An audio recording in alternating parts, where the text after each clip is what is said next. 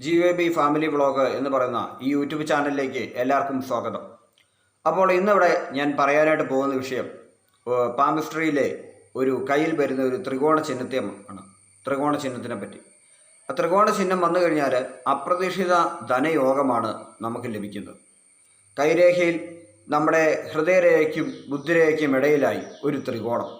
ആ ത്രികോണം വന്നു കഴിഞ്ഞാൽ ആ ത്രികോണമുള്ള കാലത്തോളം നമുക്ക് അപ്രതീക്ഷിത ധനയോഗം, ആരെങ്കിലുമൊക്കെ നമുക്ക് ഫ്രീ ആയി പൈസ തരിക തുടങ്ങിയ കാര്യങ്ങളൊക്കെ നമ്മുടെ ജീവിതത്തിൽ ലഭിക്കാറുണ്ട്. അപ്പം ഞാൻ അതിൻ്റെ ഒരു രേഖാചിത്രം തയ്യാറാക്കിയിട്ടുണ്ട്.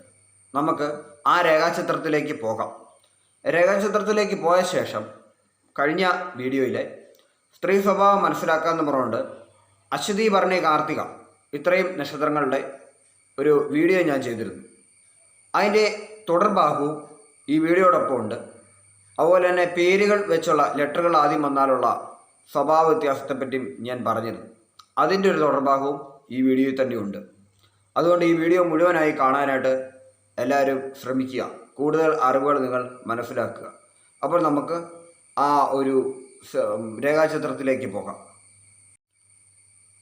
ഇതാണ് ആ ഒരു കൈയുടെ സിമ്പൽ ഞാൻ കാണിച്ചിരിക്കുന്നത്. ഇവിടെ ഞാൻ ഈ തൊട്ട് കാണിക്കുന്ന ഭാഗം, ഇത് കണ്ട് ഞാനൊരു ത്രികോണ ചിഹ്നം വരച്ചിട്ടുണ്ട്. നിങ്ങളുടെ വലത് കയ്യിൽ, പുരുഷന്മാരാണെങ്കിൽ വലത് കയ്യിൽ ഇതുപോലൊരു ത്രികോണ ചിഹ്നം നിങ്ങൾ കാണുന്നുണ്ടെങ്കിൽ അപ്രതീക്ഷിത ധനയോഗമാണ് ആ വ്യക്തിക്ക് അവിടെ കാണുന്നത്, ഞാൻ ഈ കാണിക്കുന്ന ഭാഗത്ത്. ഇനി സ്ത്രീകൾക്കാണെങ്കിൽ ഇടത് കൈയിലാണ് ഈ ഒരു സിമ്പൽ ഉണ്ടോ ഇല്ലയോ എന്ന് നോക്കേണ്ടത്. അങ്ങനെ ഉണ്ടെങ്കിൽ അപ്രതീക്ഷിത ധനയോഗമാണ് ഇവിടെ കാണിക്കുന്നത്. വളരെയധികം ഐശ്വര്യമുള്ള ഒരു സിമ്പലാണിത്, ഈ ഒരു ചിഹ്നം വന്നിരിക്കുന്നത്. അത് മിക്ക ആളുകളുടെ കൈകളിൽ കാണും, വിശേഷ അവസരങ്ങളിലൊക്കെ കാണും. കൈരേഖ നിന്ന് നിങ്ങൾ ചെക്ക് ചെയ്ത് നോക്കുന്നത് നല്ലതാണ്. അപ്പോൾ അതാണ് ഇന്നത്തെ വീഡിയോയിൽ ഞാനിവിടെ പാമിസ്ട്രിയുടെ ഒരു ഭാഗത്തെപ്പറ്റി പറയാനായിട്ട് ഉദ്ദേശിക്കുന്നത്. വീണ്ടും നമുക്ക് വീഡിയോയിലേക്ക് തിരിച്ചു വരാം. അപ്പോൾ പാമിസ്ട്രിയുടെ ഞാനിപ്പോൾ ഒരു സിമ്പൽ നിങ്ങളെ കാണിച്ചു. ഇതേപ്പറ്റി പറയുമ്പോൾ എനിക്ക് പണ്ട് നടന്ന ഒരു കഥയെപ്പറ്റിയാണ് ഓർമ്മ വരുന്നത്. പണ്ട് നമ്മൾ കേട്ടിട്ടുണ്ടല്ലോ, ചാണക്യൻ എന്ന് പറയുന്ന ഒരു ബുദ്ധിമാനായ ഒരു മെൻറ്ററെ പറ്റി കേട്ടിട്ടുണ്ടല്ലോ. ലോകം കണ്ടതിൽ ഏറ്റവും ബുദ്ധിമാനായ വ്യക്തിയായിട്ടാണ് ചാണക്യനെ അറിയപ്പെടുന്നത്. ചാണക്യൻ ഒരു വലിയ മെൻറ്ററാണ്, അതൊരു വഴികാട്ടിയാണ്, ഒരു വലിയൊരു ഗുരുവാണ്, ഒരു ആചാര്യനാണ്. വൈദ്യം, അതുപോലെ ശാസ്ത്രങ്ങൾ, ഗണിതം, അങ്ങനെ പല കാര്യങ്ങളിലും, പൊളിറ്റിക്സ്, അങ്ങനെ പല കാര്യത്തിലും ആധുനിക ആളുകൾ പോലും ചാണക്യൻ്റെ ബുക്കുകൾ റെഫർ ചെയ്തിട്ടാണ് ഇന്ന് കാര്യങ്ങൾ തയ്യാറാക്കുന്നത്. അത്തരം ഒരു കാലത്ത് ഇന്നും ആ ഒരു പ്രശസ്തി നിലനിൽക്കുന്ന ഒരു വ്യക്തിയാണ് ചാണക്യൻ. അപ്പോൾ ഈ ചാണക്യൻ്റെ ചെറുപ്പകാലത്തെ ഒരു കഥയാണ്, പാമിസ്ട്രിയുമായിട്ട് ബന്ധപ്പെട്ട ഒരു സംഭവം ചാണക്യൻ്റെ ജീവിതത്തിൽ സംഭവിച്ചിട്ടുണ്ട്. നമ്മുടെ സ്വന്തം ഇച്ഛാശക്തി കൊണ്ട് നമുക്ക് ഏത് വെല്ലുവിളിയും നേരിടാൻ പറ്റും എന്നുള്ള ഒരു ഗുണപാഠം കൂടി ഈ കഥയിലുണ്ട്. അതെന്താണെന്ന് നിങ്ങളിപ്പോൾ കേൾക്കുക. ചാണക്യൻ കുട്ടിയായിരുന്ന സമയത്ത് വളരെയധികം സാമ്പത്തികമായി ഉയർച്ചയില്ലാത്ത ഒരു കുടുംബമായിരുന്നു ചാണക്യൻ്റേത്.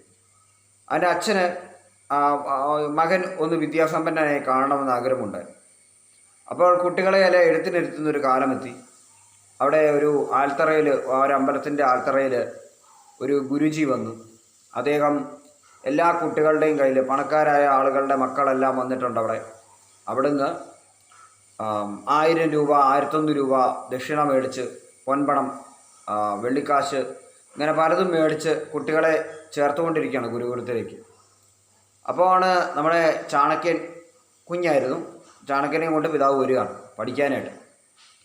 അപ്പോൾ പഠിക്കാൻ വന്നു കഴിഞ്ഞപ്പോൾ ഈ ഗുരു നോക്കി, ഒരു വെള്ളിത്തൊട്ട് മാത്രമേ ചാണക്യൻ്റെ കയ്യിലുള്ളൂ. അത് ഗുരുവിൻ്റെ കാൽക്ക വെച്ച് വണങ്ങി നിൽക്കുന്ന ബാലനെ കണ്ടിട്ട് ഗുരുവിന് സത്യത്തിൽ ഇഷ്ടമൊന്നും തോന്നിയില്ല. കാരണം പണമില്ലാത്ത ഇവൻ്റെ കയ്യിൽ നിന്ന് എന്ത് ഫീസ് കിട്ടാനാണ് ഇനി മുന്നോട്ട്, ഇവനെ പഠിപ്പിച്ചിട്ട് കാര്യമില്ല, എന്തേലും പറഞ്ഞ് ഒഴിവാക്കാമെന്ന് ആ ഗുരു കരുതി. അപ്പോൾ പറഞ്ഞു, ചാണക്യൻ്റെ പിതാവിനോട് പറഞ്ഞു, ഇവന് പഠിക്കാൻ കഴിവുണ്ടോയെന്ന് ഞാൻ നോക്കട്ടെ എന്ന് പറഞ്ഞു. എന്നിട്ട് ചാണക്യൻ്റെ കൈ പിടിച്ച് പരിശോധിച്ചു. അപ്പോൾ നമ്മൾ കുട്ടിയായിരിക്കുമ്പോൾ നമ്മുടെ കയ്യിൽ അധികം രേഖകൾ തെളിയാറില്ല. ഒരു 18 വയസ്സിന് ശേഷമാണ് നമ്മുടെ കൈരേഖകൾ തെളിയുക പൂർണ്ണമായിട്ട്. ഇത് ആ ഗുരുവിനെ അറിയാം, പക്ഷേ ചാണക്യൻ്റെ പിതാവിനെ അറിയില്ല. കുട്ടികളുടെ കയ്യിൽ പല രേഖകളും ഇല്ല എന്നുള്ളത്. 18 വയസ്സിന് ശേഷമാണ് പല രേഖകളും പ്രത്യക്ഷമാകുന്നത് തന്നെ.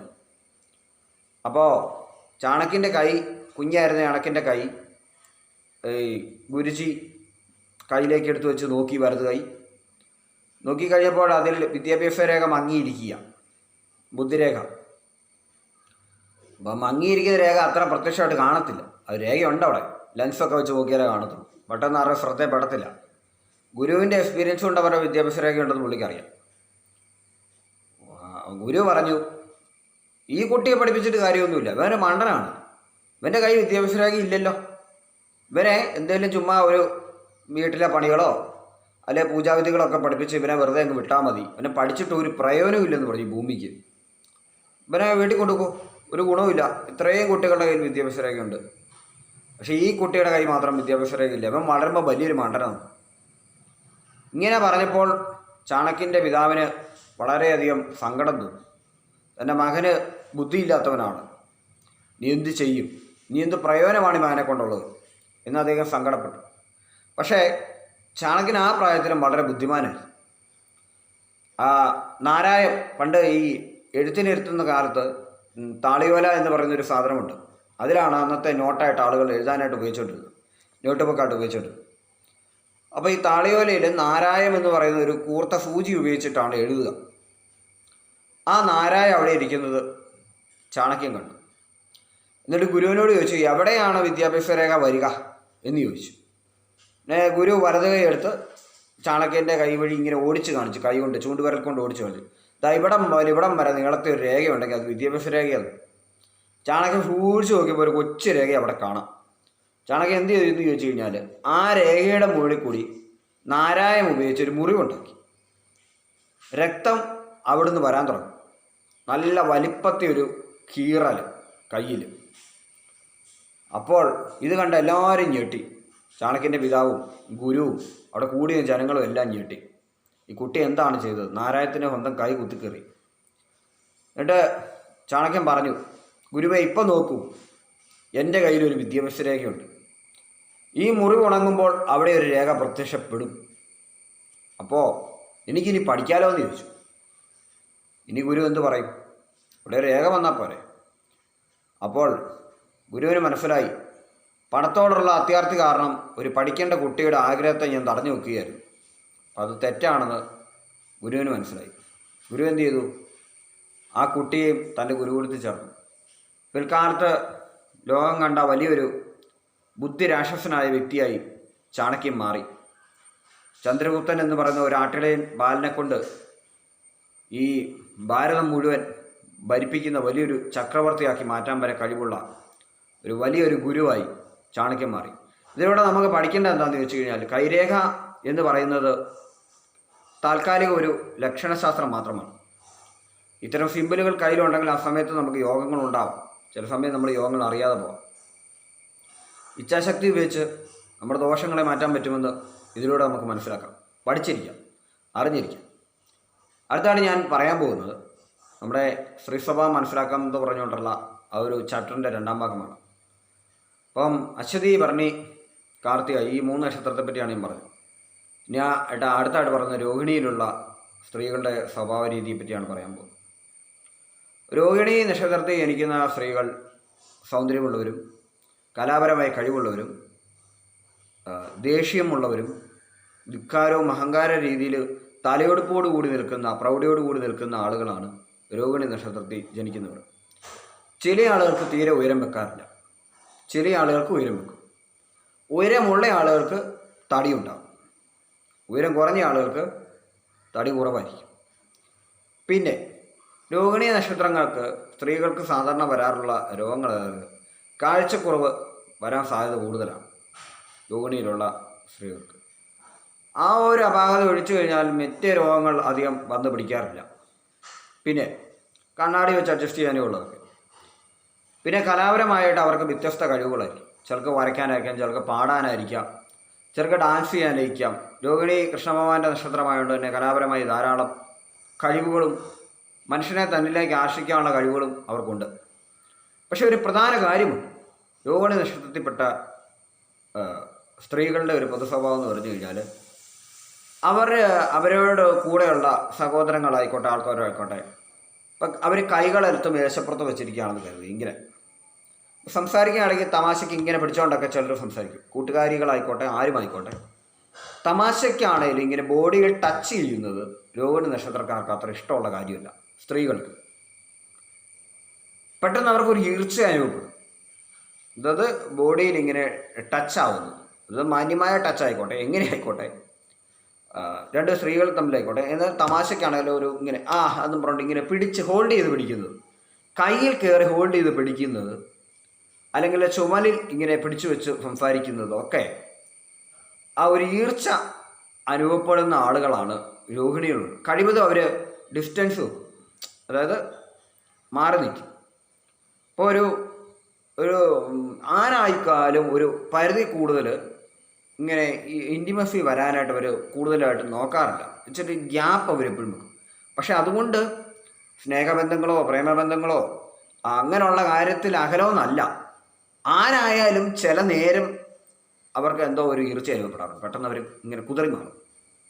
പക്ഷെ അല്ലാത്തപ്പോൾ ഒരു നോർമൽ അവസ്ഥയിലായിരിക്കും, ചില ടൈമിൽ മാത്രം. ഇത് രോഹിണിക്കാരുടെ വലിയൊരു പ്രത്യേകതയാണ്. പിന്നെ സംസാരം, വാചാ കസർത്ത് മുതലായ കാര്യങ്ങൾ, അതുപോലെ തന്നെ അഭിനയം മുതലായ കാര്യങ്ങൾ, ഇത്തരം കാര്യങ്ങളിലൂടെയും പലവിധ കഴിവുകളിലൂടെയും ഒരുപാട് പേരുടെ ശ്രദ്ധകൾ ആകർഷിക്കാൻ രോഹിണി നക്ഷത്രത്തിലുള്ളവർക്ക് സാധിക്കും. സാമ്പത്തികമായി ഇവർക്ക് വളരെയധികം ഉയർച്ചയുണ്ടാവും, ആണ് ഇവരുടെ പ്രത്യേകത. പിന്നെ ഏതൊരു ലക്ഷ്യം ഇവർ മുന്നിൽ കണ്ടാലും അതവർ നടത്തിയെടുക്കും, ആണ് ഇവരുടെ പ്രത്യേകത. കാരണം ഇവരുടെ നക്ഷത്രത്തിൻ്റെ മൃഗം എന്ന് പറയുന്നത് നൽപ്പാമ്പാണ്. നൽപ്പാമ്പ് എന്ന് പറയുമ്പോൾ എന്തെങ്കിലും ഒരു വിരോധം ഒരാളോട് തോന്നിക്കഴിഞ്ഞാൽ ഭാവിയിലെ തക്കം പകരം വീട്ടാൻ, അല്ലെങ്കിൽ ആ വ്യക്തി ഒന്ന് ഇൻസൾട്ട് ചെയ്യാൻ ഒരവസരം കിട്ടിയാൽ തീർച്ചയായും രോഹിണി നക്ഷത്രത്തിൽപ്പെട്ടവർ തിരിച്ച് ആ വ്യക്തിയോട് ഒരു ഇൻസൾട്ട് കൊടുക്കും. അപ്പോൾ ചെറിയൊരു പ്രതികാര വാസന, ചെറിയൊരു ദേഷ്യം, ഒരു കണക്ക് തീർക്കൽ, ഇത്തരം കാര്യങ്ങളെല്ലാം രോഹിണി നക്ഷത്രത്തിൽപ്പെട്ട ഒരാൾക്കുണ്ട്, പുരുഷന്മാർക്കും സ്ത്രീകൾക്കും. കാരണം നമുക്ക് പുരാണത്തിലെ യുദ്ധത്തെപ്പറ്റി അറിയാൻ പറ്റും, കൃഷ്ണൻ്റെ യുദ്ധങ്ങളെപ്പറ്റി അറിയാൻ പറ്റും. തീർച്ചയായും ഒരു വീരത്വം എന്ന് പറയുന്നത് നമ്മൾ എന്താണ് പക വീട്ടുന്നതിലൂടെയാണല്ലോ. ഒരു സിനിമയിലാണെങ്കിൽ പോലും നമ്മൾ പ്രതികാരം ചെയ്തു ഇതാണല്ലോ. ഒരു പ്രതികാരത്തിൻ്റെ ഒരു ഭീകരമായ രീതിയിലല്ല, ചെറിയ തോതിലൊക്കെ ഒരു നമ്മളോട് ഇങ്ങോട്ട് വന്ന ഒരവസ്ഥയ്ക്ക് ഒരു തിരിച്ചടി കൊടുക്കാൻ അതിൽ ഒരു തൻ്റെടം കാണിക്കുന്ന നക്ഷത്രത്തിൽപ്പെട്ടവരാണ് രോഹിണി നക്ഷത്രത്തിലുള്ളവർ. പിന്നെ ഇവരെല്ലാവരോടും ഒരേ രീതിയിലൊക്കെ തന്നെയായിരിക്കും ഇടപെടുക. ഇവരെ എങ്ങനെ ഏത് അവസ്ഥയിലാണെന്ന് പെട്ടെന്നൊന്നും കണ്ടെത്താൻ ആർക്കും പറ്റുകയില്ല. മനസ്സിലെന്താണ് ചിന്തിക്കുന്നതെന്ന് നമുക്ക് പെട്ടെന്ന് മനസ്സിലാക്കിയെടുക്കാൻ രോഹിണിക്കാരെ കൊണ്ട് പറ്റത്തില്ല. കാരണം അവരുടെ രീതികൾ വളരെ വ്യത്യസ്തമായിരിക്കും. എന്നാലും ഒരു പൊതു സ്വഭാവം ഇതാണ്. പിന്നെ വസ്ത്രങ്ങൾ കൃത്യമായി ചേരുന്നതും വളരെ അലങ്കാരപ്പണികളുള്ള വസ്ത്രങ്ങളുമാണ് അവർ ഉപയോഗിക്കുക. സ്വർണ്ണ ആഭരണങ്ങൾ അധികം ഒന്നും ഉപയോഗിച്ചെന്ന് വരികയില്ല. പക്ഷേ മറ്റ് സാധനങ്ങൾ കൊണ്ടാക്കിയ കമ്മലുകൾ, മാലകൾ, മുത്തുകൾ, പ്രത്യേകം കളറുകളുള്ള വളകൾ, അത്തരം സാധനങ്ങളൊക്കെ ഉപയോഗിച്ചെന്ന് വരും. പൊട്ടുകൾ നമ്മൾ സാധാരണ ആളുകൾ ഉപയോഗിക്കുന്നതല്ല, അതിന് ഷേപ്പ് വ്യത്യാസമൊക്കെ കാണും. ഈ സാധാരണ ആളുകൾ ഫാഷനിൽ ഇടുന്ന സാധനങ്ങളൊന്നും അല്ലാത്ത പ്രത്യേകതരം ഇവർ തന്നെ കണ്ടുപിടിച്ചുകൊണ്ട് വരുന്ന കുറച്ച് ഫാഷനുകളുണ്ട്. അത് ഉപയോഗിച്ചിട്ടാണ് രോഹിണിയുള്ള സ്ത്രീകൾ കൂടുതലും ഡ്രസ്സിങ് ചെയ്യാറ്. അതവരുടെ വലിയൊരു പ്രത്യേകതയാണ്. അപ്പോൾ ചില ആളുകൾക്ക് ഇതെന്താ ഇങ്ങനത്തെ സാധനങ്ങളൊക്കെ ഇട്ടിരിക്കുന്നത്, ഇതൊക്കെ ആൾക്കാർ ഉപയോഗിക്കുന്നതാണോ എന്നൊരു സംശയം വരും. ഇതെന്താ ഈ നടക്കുന്നതിനൊരു പ്രത്യേകത, ഒരു വ്യത്യാസം എന്ന് ചിന്തിക്കാറുണ്ട്. അപ്പോൾ ആ ഒരു പ്രവൃത്തിയും രോഹിണി നക്ഷത്രത്തിലുള്ള സ്ത്രീകളിൽ സംജാതമാകാറുണ്ട്. ഇനി അടുത്തതായിട്ട് പറയാൻ പോകുന്നത് മകീര നക്ഷത്രത്തിൽപ്പെട്ട സ്ത്രീകളുടെ സ്വഭാവത്തെ പറ്റിയാണ്. മകീര നക്ഷത്രത്തിൽപ്പെട്ട സ്ത്രീകളുടെ സ്വഭാവം എന്ന് പറഞ്ഞു കഴിഞ്ഞാൽ കോപം, വാശി തുടങ്ങിയവയുണ്ടെങ്കിലും സഹാനുഭൂതിയും സഹകരണ മനോഭാവത്തിലും അവർ പുറകോട്ടല്ല. ആളുകളെ സഹായിക്കുന്ന കാര്യത്തിലും ആളുകളുടെ പ്രശ്നങ്ങൾ വന്ന് ഇടപെടുന്ന സ്വഭാവത്തിലും മകീരക്കാർ മുൻപന്തിയിലാണ്. വിവരങ്ങളൊക്കെ തിരക്കി അറിയാൻ വളരെയധികം ഇഷ്ടമുള്ള ആളുകളാണ് മകീരത്തിലുള്ള സ്ത്രീകൾ. വളരെയധികം ബുദ്ധി ഇവർക്കുണ്ടെങ്കിലും ഇവർ ഈ ബുദ്ധി ഉപയോഗിക്കാറില്ല. ഏറ്റവും ബുദ്ധിയുള്ള നക്ഷത്രമായിട്ട് അറിയപ്പെടുന്ന മകീരമാണ്. പക്ഷേ ഇവർ ഈ ബുദ്ധി ഉപയോഗിക്കുന്ന കാര്യത്തിൽ പിന്നോട്ടാണ്. ഇവർക്ക് എന്തുകൊണ്ടാണെന്ന് വെച്ചാൽ ഞാൻ പറഞ്ഞിരുന്നല്ലോ ആദ്യം, ഈ പൊതുസ്വഭാവത്തിൽ ഞാൻ പറഞ്ഞിരുന്നു, ചെറിയൊരു ഉൾഭയം ഇവരെ എല്ലാ കാര്യത്തിൽ നിന്നും പുറകോട്ട് വലിക്കും. ചന്ദ്രനാണ് ഇവരുടെ നാഥൻ, ചന്ദ്രനാണ് ബുദ്ധിയുടെ കാരകൻ. ചന്ദ്രൻ നാഥനായി വന്ന നക്ഷത്രമാണ് ഏറ്റവും ബുദ്ധിയുള്ള നക്ഷത്രം. പക്ഷേ കൊച്ചൊരു ഉൾഭയം, ചില പ്രത്യേകതര ഉൾഭയങ്ങൾ ഇവരെ പുറകോട്ട് വലിക്കുന്നുണ്ട്. ഇവർക്കറിയാം ആരും ചിന്തിക്കാത്ത സാധനവും ആർക്കും ചെയ്യാൻ പറ്റാത്ത കാര്യത്തെപ്പറ്റി വരെ ഇവർ ചിന്തിക്കും. ഇവരോട് അടുത്തൊന്ന് ഉപദേശം മേടിച്ചുകൊണ്ട് പോയി വേറൊരാളൊരു കാര്യം ചെയ്യുവാണ്, അത് വിജയിക്കും. പക്ഷേ ഇവർ ചെയ്യത്തില്ല. ഇവരിങ്ങനെ പുറകോട്ട് പൊക്കോണ്ടേയിരിക്കും. ചെറിയൊരു കുഞ്ഞി പേടി ഇങ്ങനെ വന്നുകൊണ്ടേയിരിക്കും. വിജയിക്കുന്ന നക്ഷത്രങ്ങൾ എപ്പോഴും അശ്വതി, ഭരണി, കാർത്തിക, തിരുവാതിര, പുണർദം, ആയില്യം, മകം, ചോതി, ഉത്രം, ചിത്തിര, രേവതി, പിന്നെ അവിചാരിതമായി ചില സമയങ്ങളിൽ സ്ത്രീകളിൽ പോരാടും. ബാക്കിയുള്ള നക്ഷത്രങ്ങളിൽ ഫസ്റ്റ് വിജയത്തിലേക്ക് പോകാനായിട്ടുള്ളത് എല്ലാ ആളുകൾക്കും ഒരു പരാജയ ഭീതിയോ അല്ലെങ്കിൽ പരാജയത്തെപ്പറ്റി ചിന്തിക്കുന്ന സ്വഭാവമോ ഉള്ള ആളുകളാണ് മുക്കാൽ പങ്കുമുള്ള ആളുകൾ. ഞാനിപ്പോൾ പറഞ്ഞ ലിസ്റ്റിലുള്ള ആളുകളല്ല. പ്രവൃത്തി തുടങ്ങിക്കഴിഞ്ഞാൽ വിജയം വരെ അവർ അകത്തുനിന്ന് പിടുത്തം വിടാറില്ല. പക്ഷെ മകരത്തിലുള്ള ഒരാളാണ് ഒരു പ്രവൃത്തി തുടങ്ങാൻ തീരുമാനിക്കുന്നതെങ്കിൽ അതിൻ്റെ വിന്നാകുന്ന കാര്യം വരെ ഇവർക്ക് കൃത്യമായിട്ട് അറിയാം. മറ്റ് നക്ഷത്രത്തിൽപ്പെട്ടവർ പോകുന്ന വഴിക്കാണ് വിജയമാണോ പരാജയമാണോ തിരിച്ചറിയാൻ സാധിക്കുക. പകുതി വഴിയിൽ എത്തുമ്പോഴായിരിക്കും അയ്യോ പരാജയപ്പെട്ടെന്ന് തിരിച്ചറിയുക. പക്ഷെ മകരത്തിന് ഒരു പ്ലാൻ ചെയ്യുമ്പോഴേ അറിയാം അത് വിജയിക്കാൻ പോവാണോ പരാജയപ്പെടാൻ പോവാണോ, അത് നടത്തിക്കഴിഞ്ഞാൽ എന്ത് സംഭവിക്കും. പക്ഷേ ഉൾഭയം കൊണ്ട് ഇവർ പലതും ചെയ്യാറില്ല. ലോകം കീഴടക്കുന്ന പല കഴിവുകൾ ഇവർക്കുണ്ടെങ്കിലും ഇവരെന്ത് ചെയ്യും? ഒതുങ്ങി പുറകോട്ട് പോയിക്കൊണ്ടേയിരിക്കും. കാരണം ഇവരുടെ ചിന്താഗതി കുട്ടികളെ പറ്റി ചിന്തിച്ചുകൊണ്ടിരിക്കുക, ഭർത്താവിനെ പറ്റി ചിന്തിച്ചുകൊണ്ടിരിക്കുക, കുടുംബത്തെ പറ്റി ചിന്തിച്ചുകൊണ്ടിരിക്കുക.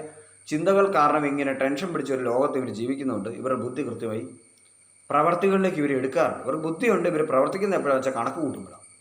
കണക്ക് കൂട്ടാൻ മാത്രമായിട്ട് ഇവരുടെ ബുദ്ധി നന്നായിട്ട് പ്രവർത്തിച്ചുകൊണ്ടിരിക്കും. അങ്ങനെയുള്ള സംരംഭങ്ങൾ ഏൽപ്പിക്കുക, കണക്കുകൾ ഏൽപ്പിക്കുക, ബാങ്ക് ജോലികൾ ഏൽപ്പിക്കുക ഒക്കെ കൃത്യമായിട്ട് ചെയ്യും. പക്ഷേ ഇവരുടെ ബുദ്ധി എപ്പോഴാണ് അല്ലാത്ത കാര്യങ്ങൾ വർക്ക് ചെയ്യുന്നത് ചോദിച്ചു കഴിഞ്ഞാൽ അല്ലാത്ത കാര്യങ്ങളിൽ വർക്ക് ചെയ്യുന്നത് കൂടുതൽ ഇവർ അനാവശ്യ കാര്യങ്ങൾ ചിന്തിച്ച് അവരുടെ ദിവസം തീർത്ത് കളയും. കാരണം ഒരു ജോലി സ്ഥലത്താണെങ്കിൽ കുട്ടികളെ പറ്റി ചിന്തിച്ചുകൊണ്ടിരിക്കും, വീട്ടിലാണെങ്കിൽ ജോലി സ്ഥലത്തെ പറ്റി ചിന്തിച്ചുകൊണ്ടിരിക്കും. ഇങ്ങനെ ചിന്തകൾക്ക് ഒരു അറുതിയില്ലാത്ത രീതിയിൽ ഇവർ ചിന്തകൾ ഇങ്ങനെ വിട്ടിരിക്കുന്നുണ്ട് ഇവരുടെ ബുദ്ധിയിലേക്ക്. അപ്പോൾ വേറെ ആൾ ചെന്ന ഒരു ഉപദേശം ചോദിക്കുകയാണെങ്കിൽ അവരെ ഇവർ കൃത്യം ഐഡിയയും പ്ലാനും ഒക്കെ കൊടുത്ത് വിടും. അത് കേട്ടിട്ട് പോകുന്നയാൾ തീർച്ചയായും വിജയിക്കും. അപ്പോൾ ഒരു ഞാൻ പറഞ്ഞ കാര്യം പക്ഷേ ഞാനതങ്ങ് ചെയ്താൽ മതിയായിരുന്നു എന്നുള്ള ചിന്തയൊക്കെ ഇവരുടെ മനസ്സിലോട്ട് വീണ്ടും കയറും. അത് പിന്നെ ഒരു ചിന്തിക്കാതെ കാരണമുണ്ട്, അത് ചിന്തിച്ചുകൊണ്ടിരുന്ന സമയം കളയും. ഇത് സ്ത്രീകളിലാണ് കൂടുതൽ മുന്നിട്ട് നിൽക്കുന്നത്. കാരണം കുട്ടികളോട് വളരെയധികം സ്നേഹം ഇവർക്കുണ്ട്. ഇത് കൂടുതലും മകര നക്ഷത്രക്കാർക്ക് ജനിക്കുന്നത് പെൺകുട്ടികളാണ്. കൂടുതലും ഒന്നോ രണ്ടോ പേരും ജനിക്കുന്നതും പെൺകുട്ടികളായിരിക്കും. വളരെയധികം മകരംകാർക്കും അങ്ങനെ ഒരു മൂന്നാമത്തെ കുട്ടി വരുമ്പോഴാണ് സാധാരണ പുരുഷന്മാരുടെ ജന്മം വരുന്നത്. പിന്നെ ഞാൻ പറഞ്ഞു ചില കുട്ടിക്കാലത്തെ ചില മാരകമായ അനുഭവങ്ങൾ, ബന്ധുജനങ്ങളിൽ നിന്നുള്ള ഒറ്റപ്പെടുത്തൽ, ഭാവിയിലുള്ള ഒരു വിദേശവാസയോഗം, അതായത് ജനിച്ച സ്ഥലം വിട്ട് മാറി മറ്റേതെങ്കിലും ജോലി അവസ്ഥകൾ കൊണ്ടോ അല്ലെങ്കിൽ നോക്കാൻ ആരും ഇല്ലാതെ വരികയെന്ന് ബന്ധുക്കളുടെ വീടുകൾ താമസിക്കേണ്ടി വരുന്നതുകൊണ്ട് സ്വാതന്ത്ര്യക്കുറവ് ഇവരുടെ മനസ്സിനെ ഉലയ്ക്കും. ഇത് തന്നെ ഇവരുടെ മനസ്സിനെ പുറകോട്ട് കൊണ്ടുപോകുന്ന ഒരവസ്ഥയുണ്ട്. സ്വാതന്ത്ര്യം കുട്ടിക്കാലത്ത് കിട്ടാത്ത പല അനുഭവങ്ങളും ഇവരുടെ മനസ്സിനെ വേട്ടയാണ്. ഇതുകൊണ്ട് തന്നെയാണ് ഇവരുടെ ബുദ്ധി കൃത്യമായിട്ട് അവർ ഒരു പെർഫെക്റ്റായിട്ട് ഉപയോഗിക്കുന്നില്ല. ഏറ്റവും ബുദ്ധിയുള്ളവരായിട്ടും ഇവർ ഉപയോഗിക്കാൻ മടി കാണിക്കുന്നു. ചില ആചാരങ്ങളും അനുഷ്ഠാനങ്ങളും കുട്ടിക്കാലത്ത് ചിന്തിച്ച് വെച്ചുകൊണ്ടും പഠിച്ചുകൊണ്ടും അതിന് മറികടക്കുന്ന കാര്യങ്ങൾ ചെയ്യും തൻ്റെ ഇടക്കുറവ് ഇവർക്ക് ചില സമയം വരും. മതത്തെ മുറുക്ക പിടിക്കുന്നവരും ഈശ്വരനെ വ്യക്തമായി വിശ്വസിക്കുന്നവരുമാണ് ഇവർ.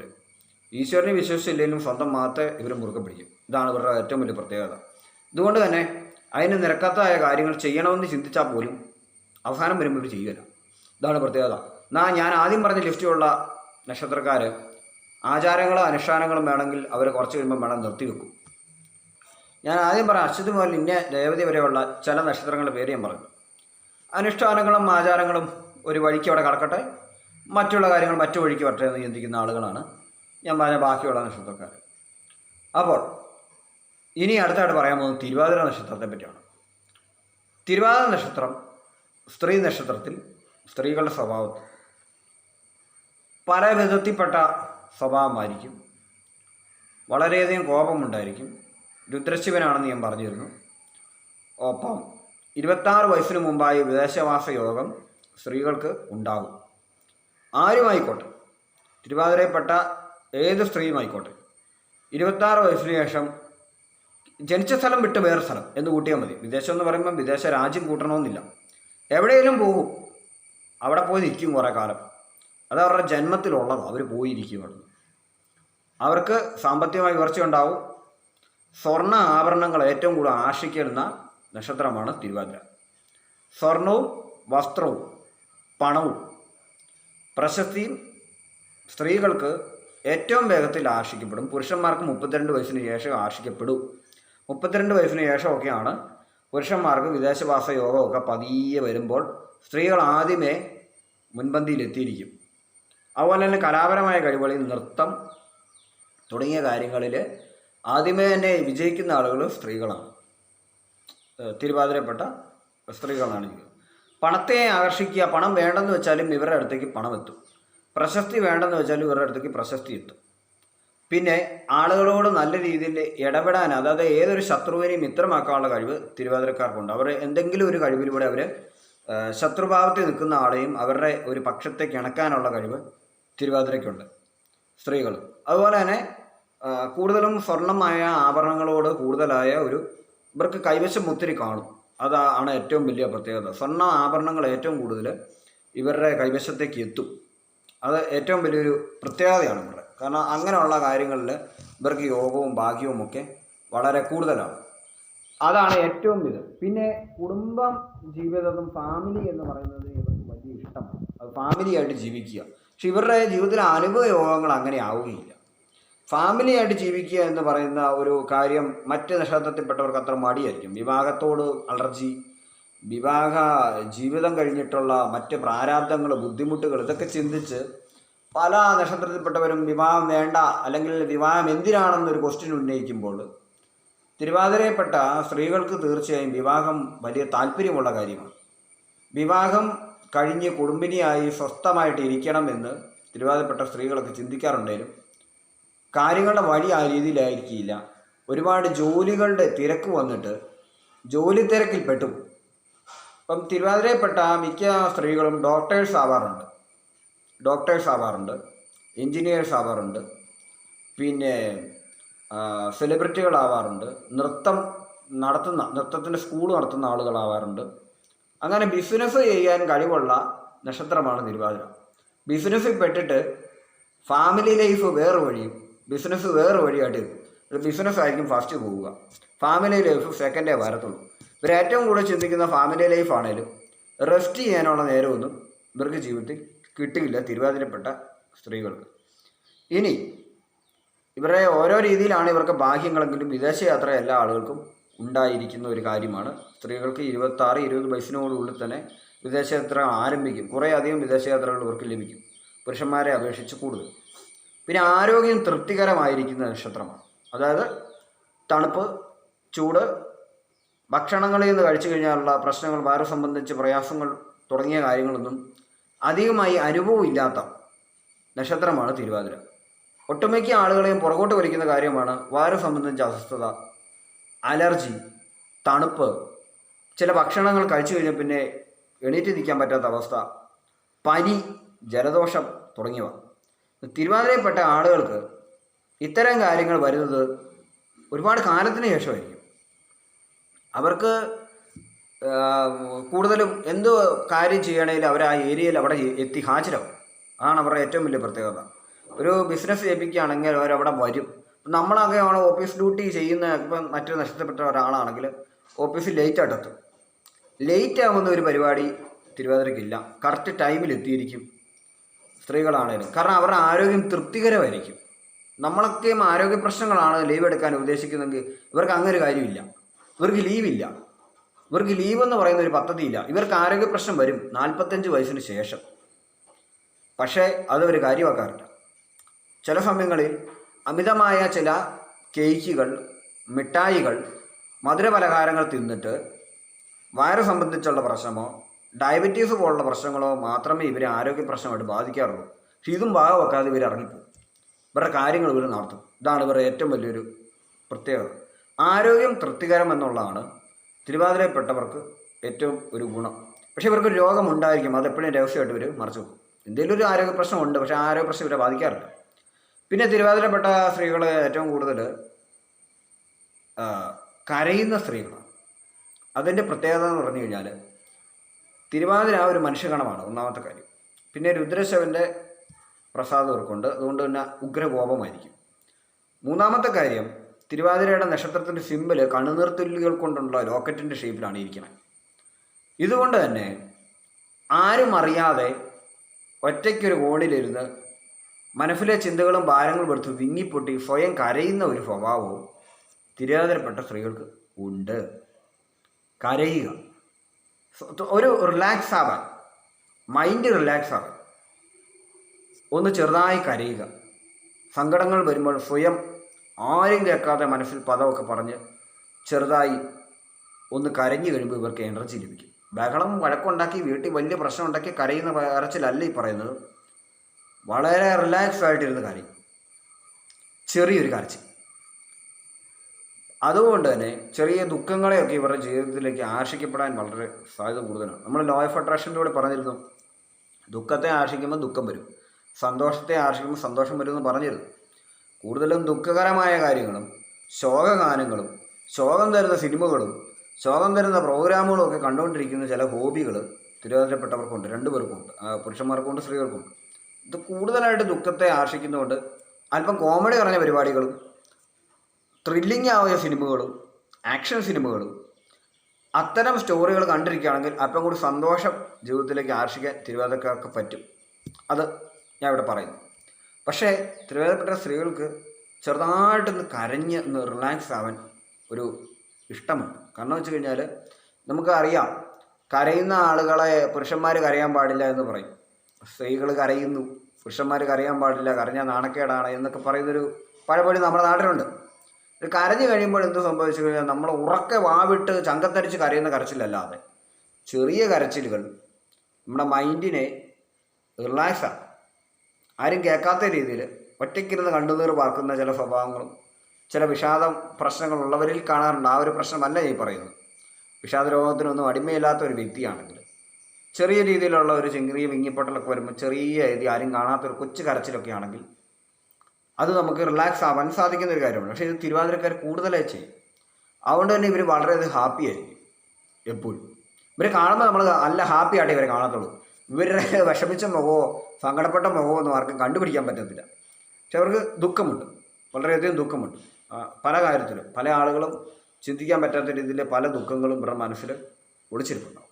അപ്പം എന്തുകൊണ്ട് നല്ലൊരു നക്ഷത്രമാണ് തിരുവാതിര നക്ഷത്രം. സമ്പത്തിനെ ആകർഷിക്കുന്നതാണല്ലോ മനുഷ്യൻ്റെ ജീവിതത്തിൽ ഏറ്റവും വേണ്ടത്. അത് ഏറ്റവും നന്നായിട്ട് ഇവർക്ക് ആകർഷിക്കാൻ കഴിവുണ്ട്. അതുകൊണ്ട് തന്നെ അവർക്ക് അതിൻ്റെ യോഗമുണ്ട്. അടുത്തായിട്ട് പുണർന്ന നക്ഷത്രത്തിൽപ്പെട്ട സ്ത്രീകളുടെ സ്വഭാവമാണ് പറയാൻ പോകുന്നത്. ഇവരും കോപത്തിൻ്റെ കാര്യത്തിൽ പിന്നോട്ടൊന്നുമല്ല. പക്ഷെ കോപം വരുന്നതിന് മുമ്പ് വളരെയധികം സൗഹൃദമുള്ള ഒരു നക്ഷത്രമാണ് പുണർന്നംകാർ. പുണർന്നംകാർ സ്ത്രീ നക്ഷത്രത്തിൽ ഉള്ള ആളുകൾക്ക് ഞാൻ പറഞ്ഞു, പൊതുസ്വഭാവത്തിൽ ഞാൻ പറഞ്ഞിരുന്നു, എന്താവശ്യപ്പെട്ടാലും ഒരാൾക്ക് ഒന്നും നോക്കാതെ എതിർത്ത് കൊടുക്കും. അത് ഒരാൾ ഒരു വസ്ത്രം ആവശ്യപ്പെട്ടാൽ ആ വസ്ത്രം ഭവനത്തിൽ നിന്ന് കൊടുക്കും. കയ്യിൽ ഉപയോഗിച്ചുകൊണ്ടിരിക്കുന്ന ഒരു വിലപിടിപ്പുള്ള വസ്തു ആവശ്യപ്പെട്ടാൽ അതെടുത്ത് അടുത്തയാൾക്ക് കൊടുക്കും. ഇപ്പോൾ ഒരു ലാപ്ടോപ്പ് ഉണ്ടെങ്കിൽ ആ ലാപ്ടോപ്പ് വരെ എടുത്ത് അടുത്തയാൾക്ക് കൊടുക്കും. ഇതാണ് പ്രത്യേകത. ഒരു ടൂ വീലറുണ്ട്, ആക്റ്റീവ ഉണ്ട്, എനിക്ക് ഉപയോഗിക്കാൻ തരാമെന്ന് വെച്ച് കൂട്ടുകാരനെ ഉപയോഗിക്കാൻ കൊടുത്താൽ ചിലപ്പോൾ ഒരു മാസമായിട്ട് അവൻ കൊണ്ടുവന്നില്ലെങ്കിലും ചോദ്യവും ഇല്ല, പറച്ചിലും ഇല്ല. ഇനി അവനതെടുത്ത് കൊണ്ട് വിറ്റ് കളഞ്ഞാലും ഇവർക്ക് പ്രശ്നമൊന്നുമില്ല. ഇതാണ് ഇവരുടെ പ്രത്യേകത.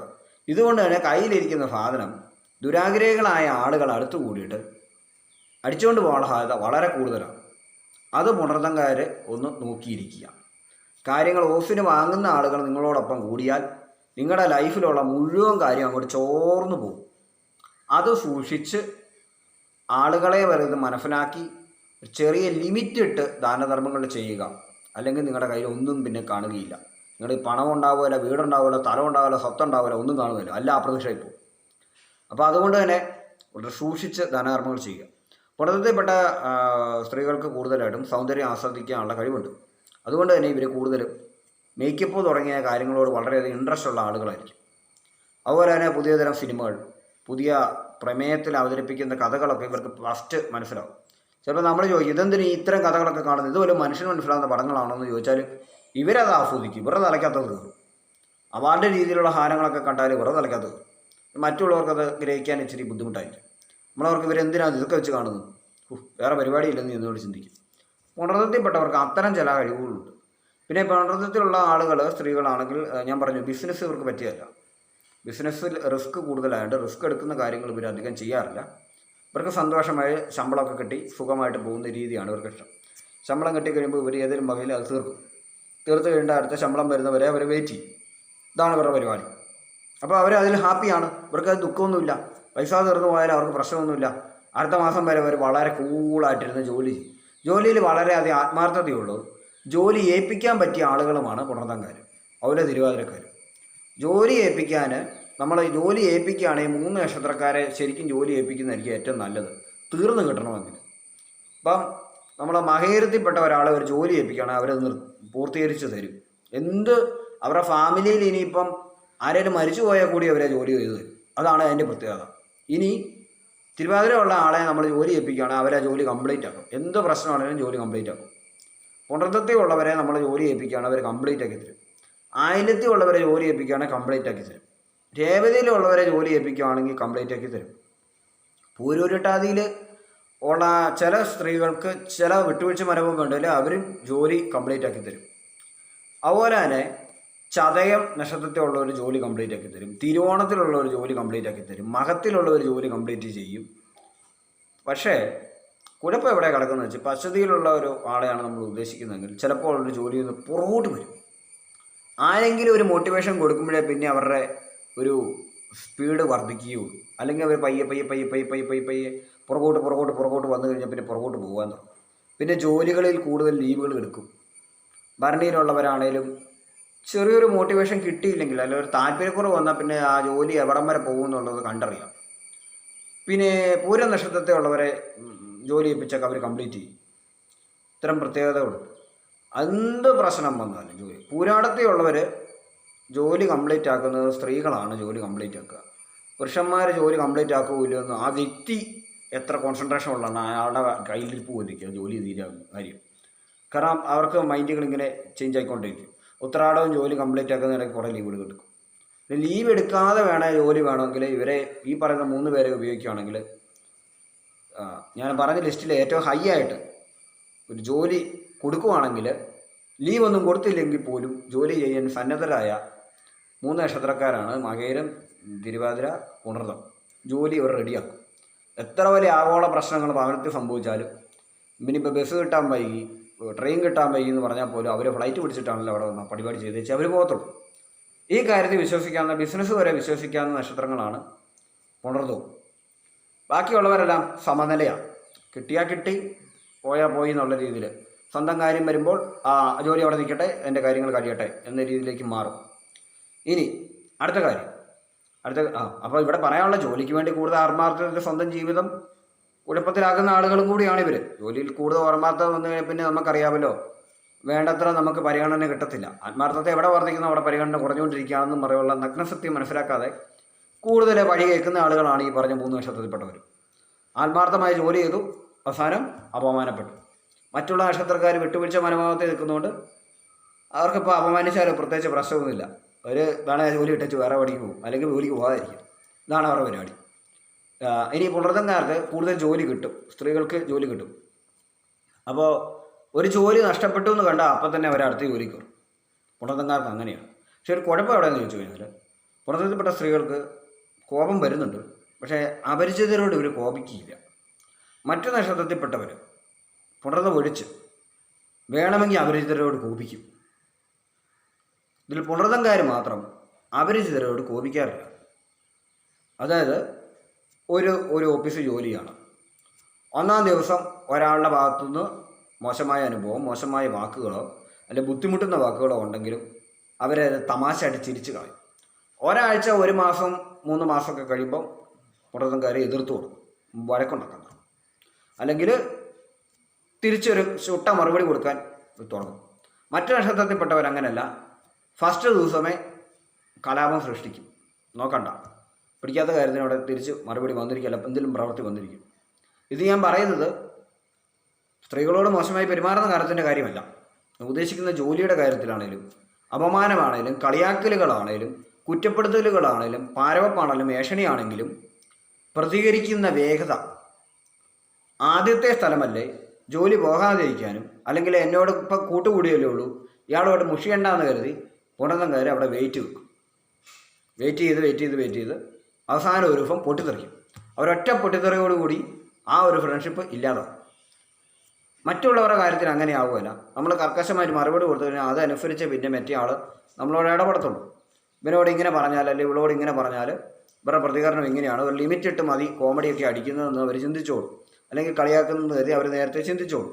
എന്നാലും ആ ഫ്രണ്ട്ഷിപ്പിന് ഉടച്ചിൽ സംഭവിക്കില്ല. പക്ഷെ പുണർത്തത്തിൽപ്പെട്ട ഒരു സ്ത്രീകൾ മനസ്സിലിങ്ങനെ ഊഴിച്ച് വെച്ചിട്ട് ഏറ്റവും ഫൈനലിൽ സഹി ഇടുമ്പോൾ ഡാം പൊട്ടിച്ച പോലെ അങ്ങോട്ട് തുടങ്ങും. അതോടുകൂടി ആ ഫ്രണ്ട്ഷിപ്പ് അല്ലെങ്കിൽ ജോലി സ്ഥാപനത്തിൽ നിന്നൊക്കെ നേരെ ഇറങ്ങിപ്പോരേണ്ടായ അവസ്ഥ അവർക്കുണ്ടാവാറുണ്ട്. പക്ഷെ അവർ അടുത്ത സ്ഥലത്തേക്ക് കയറും. അപ്പോൾ ഇവരുടെ ഒരു ഫ്രണ്ട്ഷിപ്പിന് ഉലച്ചിൽ വരുന്നത് പൊട്ടിത്തെറിക്കുമ്പോഴാണ്. ഇവർ വഴക്കുണ്ടാക്കിയില്ലെങ്കിൽ ഇവർക്ക് ഈ പൊരുത്തമില്ലാത്ത നക്ഷത്രവും പൊരുത്തമുള്ള നക്ഷത്രക്കാരൊന്നും പ്രശ്നമില്ല. ഇവരെല്ലാവരോടും ഒരുപോലെ തന്നെ ഇടപെടും. പക്ഷേ വഴക്ക് വന്നു കഴിഞ്ഞാൽ പൊരുത്തമുള്ള നക്ഷത്രക്കാരും വില വെറുക്കും, പൊരുത്തമില്ലാത്തവരും വില വെറുക്കും. കുറ്റം മുഴുവൻ ഇവരുടെ തലേ വരും. ഇതുകൊണ്ട് തന്നെ കോപം കൃത്യമായി എന്തെങ്കിലും ഇഷ്ടപ്പെടാത്തൊരു കാര്യമുണ്ടെങ്കിൽ കൃത്യമായ സമയത്ത് തുറന്നു പറയുക. അധികം നേരം വെച്ച് താമസിപ്പിക്കാതെ അത് ആരാന്ന് നോക്കാതെ പറഞ്ഞില്ലെങ്കിൽ 3-4 മാസം കഴിയുമ്പോൾ നിങ്ങൾ തന്നെ പറയും. അതാണ് നിങ്ങളുടെ പ്രത്യേകത. അത് നിങ്ങളുടെ മനസ്സിൽ നിന്ന് വെളിയിൽ പോരും. അതുകൊണ്ട് തന്നെ ഫസ്റ്റ് ടൈമിൽ തന്നെ ബുദ്ധിമുട്ടുണ്ടാക്കുന്ന കാര്യങ്ങൾ തുറന്നു പറഞ്ഞു കഴിഞ്ഞാൽ കുറച്ച് കാര്യങ്ങൾക്ക് സമാധാനം കിട്ടും. മുന്നോട്ട് പോവുകയും ചെയ്യാം, ജോലി ചെയ്യുകയും ചെയ്യാം. ഇല്ലെങ്കിൽ എല്ലാം കൂടി നശിച്ചു. അതൊന്ന് ശ്രദ്ധിച്ച് പുറത്തിലുള്ള ആളുകൾ ഒന്ന് ശ്രദ്ധിച്ചു പോകുന്നത് വളരെ നല്ലതാണ്. ഇനി അപ്പം ഞാൻ ആദ്യം ഫസ്റ്റ് പറഞ്ഞത് നമ്മുടെ പാമിസ്ട്രിയുടെ ഹസ്തരേഖയുടെ കാര്യമാണ്. രണ്ടാമത് പറഞ്ഞത് ഞാൻ ഇപ്പം പറഞ്ഞ കാര്യം, അതായത് നക്ഷത്രങ്ങളുടെ കാര്യം. ഇനി ഞാൻ പറഞ്ഞിരുന്നു നമ്മൾ എച്ച് വരെയുള്ള ലെറ്ററിലുള്ള വാക്കുകളുടെ കാര്യങ്ങൾ നമ്മൾ സംസാരിച്ചത്.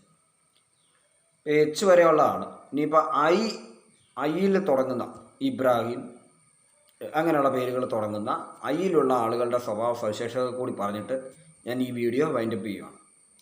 ഐയിൽ തുടങ്ങുന്ന ആളുകൾ വളരെയധികം സ്റ്റഡി ആയിട്ട് നിൽക്കുന്നവരാണ്. ഐ എന്നുള്ള അക്ഷരം ഇങ്ങനെ നിൽക്കുന്ന ഒരു വടി പോലെ, സ്റ്റമ്പ് പോലെ ഉറച്ചു നിൽക്കുന്ന ഒരു സാധനമാണ്. അപ്പോൾ ആ ഒരു പേര് ആളുകൾക്ക് ഐയിലാണ് ഒരു പേര് തുടങ്ങുന്നതെങ്കിൽ ഐ ലെറ്ററിൽ ഇംഗ്ലീഷിലേക്ക് മാറ്റുമ്പോൾ ഐ ലെറ്റർ വരണം. മനസ്സിലായോ? ഇംഗ്ലീഷിലേക്ക് മാറ്റുമ്പോൾ ഐ ലെറ്റർ സ്റ്റാർട്ടിങ് വരുന്നുണ്ടെങ്കിൽ ആ ആളുകൾക്ക് ഉറച്ച മനോഭാവമായിരിക്കും. ഏതൊരു കാര്യത്തിലും വളരെ സ്റ്റേണായിട്ട് നിൽക്കുന്ന സ്വഭാവരീതി കാണിക്കുന്നവരാണ് ഐ എന്ന അക്ഷരത്തിൽ സ്റ്റാർട്ട് ചെയ്യുന്നവർ. അപ്പോൾ ഇതാണ് അവരുടെ ഏറ്റവും വലിയ പ്രത്യേകത. അതുകൊണ്ട് തന്നെ അവർ വളരെയധികം മുന്നോട്ട് ലക്ഷ്യത്തിലേക്ക് കുതിച്ചൊരു വളരെയധികം ബിസിനസ്സുകാരായ ആളുകളുടെ എല്ലാം പേരിന് ഫസ്റ്റിൽ ഐ വരാറുണ്ടെന്നുള്ളത് നിങ്ങൾ തന്നെ മനസ്സിൽ ചിന്തിക്കുകയാണെങ്കിൽ പലപ്പോഴും നിങ്ങൾക്ക് ഐ ലെറ്ററിൽ തുടങ്ങുന്നവരെ കിട്ടും. മനസ്സിലാക്കാം. പെട്ടെന്ന് കേൾക്കുമ്പോൾ ഐ ലെറ്ററിൽ എന്താ പേരെന്ന് നമ്മൾ ചിന്തിക്കും. അപ്പം ഔസേപ്പ് അങ്ങനെയുള്ള സാധനങ്ങളല്ല, അല്ലാതെ ഇബ്രാഹിം എന്ന് പറഞ്ഞിട്ടുള്ള പേരുകളിലൊക്കെ ഉള്ളവർ, അങ്ങനെയുള്ള കുറേ ഐ ലെറ്ററിൽ സ്റ്റാർട്ട് ചെയ്യുന്നവർ വളരെ ബിസിനസ്സുകാരായിരിക്കും. അവർ വളരെ കർക്കശക്കാരായിരിക്കും. അവർ വളരെ ഉറച്ച മനോഭാവം എടുക്കുന്നവരായിരിക്കും. നിവർന്ന് നിൽക്കുന്നവരായിരിക്കും അവരുടെ മുന്നിൽ. ഇത്രയും കാര്യങ്ങളും പറഞ്ഞുകൊണ്ട് തന്നെ GVB ഫാമിലി വ്ളോഗ് എന്ന് പറയുന്ന ഈ യൂട്യൂബ് ചാനലിലെ ഇന്നത്തെ ഈ വീഡിയോ ഞാൻ വൈൻഡപ്പ് ചെയ്യുകയാണ്.